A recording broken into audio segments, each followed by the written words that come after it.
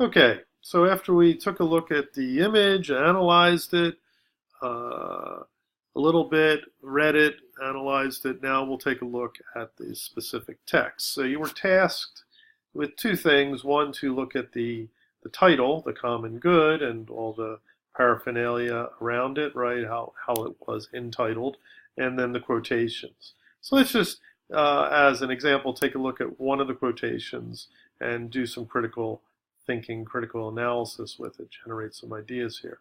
So let's look at colorless green ideas sleep furiously. So we're looking at the text in and of itself, right? We're not, and we want to try to contextualize it on our own. So what are we not doing? Okay, so we're not looking up the text, right? Just like we didn't look up the image, right? So IH is not a class. It's not a history class or, a literary theory class or literary analysis class where you're doing secondary work, where you're reading other articles, where you're doing research, finding out where things came from. No. Our job is to contextualize and theorize the text that we have in front of us. We're supposed to use our critical thinking ability to generate the text, not have others generate it for us. So, colorless green ideas sleep furiously. How do we analyze it without doing research, without looking up where it may have come from, right?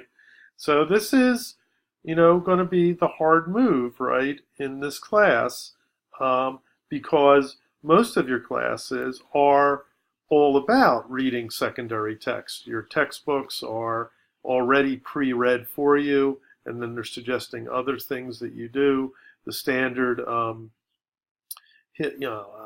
research class or seminar class is predicated on research, where you're looking at a lot of secondary literature, what people have written about a text.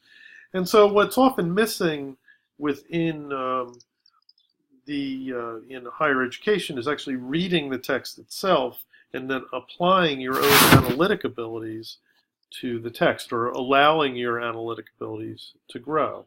So you want to try to decode whatever is in front of you, right, on your own without referencing other things. That's what you're trying to learn how to do.